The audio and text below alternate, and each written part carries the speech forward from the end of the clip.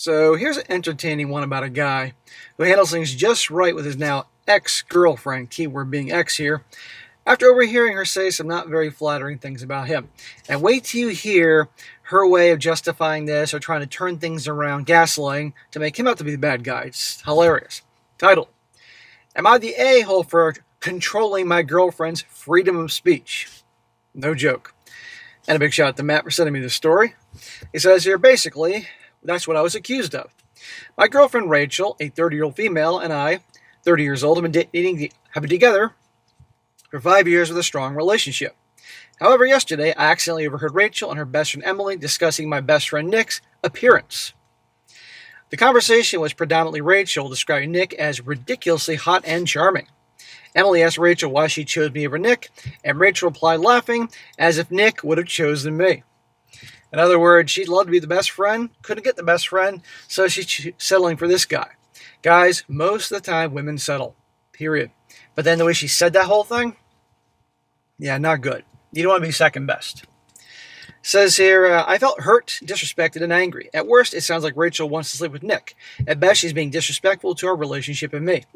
She is being disrespectful, and I guarantee if Nick showed her any attention, boom, she'd be gone.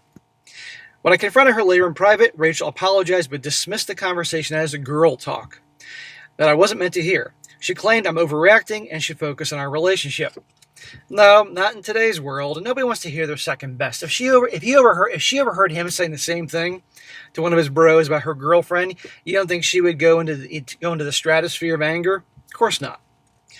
We argued, I expressed my concerns, and said it's okay to have a crush on someone, but to have a crush on my best friend, who we hang out with on an almost daily basis, and let her friend undermine our relationship is wrong on so many levels.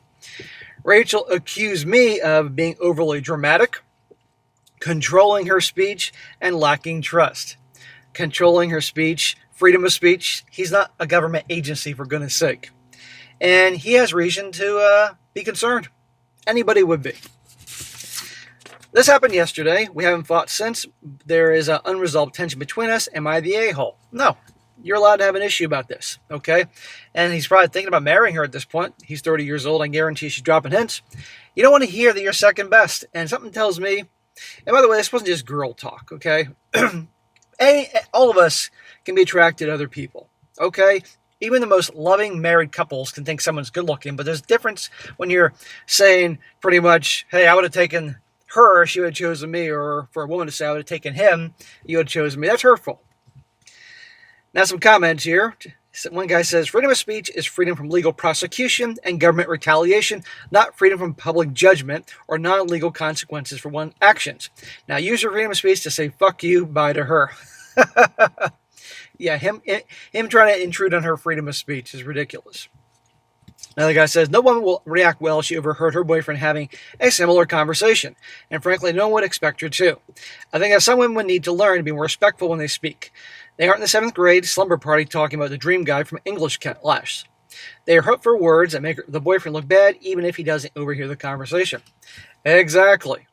Now for the update. He says, I don't know how many people will be interested in this, but here goes. Trust me, sir, we're interested. I'm still trying to process everything that's happened since I last posted my story. I ended things with Rachel, and it's been a tough few days. Of course, it's been 5 years you've been with her. Of course that's tough. And you wouldn't be human if it wasn't tough. But you can't move forward with her knowing this. And the fact that how she dismissed him and gaslighted his fault, you're infringing on my freedom of speech and that crap, no. After I confronted her about what I overheard, she completely shut down. Every time I brought it up, she dismissed my concerns, telling me I was overreacting and being too sensitive. He gave her a chance to apologize and mean it and all that, and she kept just twisting it around. It's your fault. She made me feel like I was the one with the problem, not her. It was gaslighting at its finest. Well, they're Jedi Masters at it. I talked to Nick about what happened. Even he was weirded out by Rachel's behavior, and she crossed a major boundary and admitted her actions gave him the ick. Hearing that made him realize I wasn't overreacting. Yeah, he probably saw, his buddy Nick here probably saw her as like a sister, so I was like, oh, shit.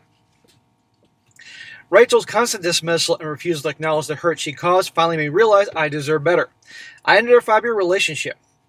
Oh, I can imagine all the drama and fireworks from her, and I'm sure he was probably getting texts from her friends and family yelling at him and stuff like that. You're so insecure. Well, what really got me was that Rachel texted Nick just a few days after he broke up and asked him to go to a movie. Nick told her to never contact him again and blocked her number.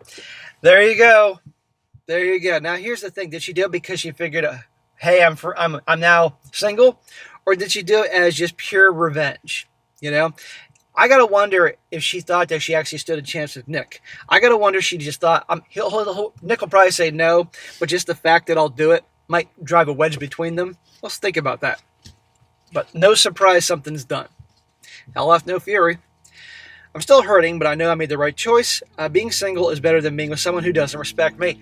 Yes, the problem is most guys can't handle being single. They got to be with somebody. They can't be alone. And gentlemen, you're never going to be in a place where you want to be in life on multiple fronts if you can't handle being alone. Because otherwise, if you got to be with people, you're going to settle for rotten friends or rotten girlfriends and marry a rotten woman. No, it's better to be alone and be cool with it. And that way you can be selective in who you and let in your life and all that, guys. I mean, it's just how it is. So good for him.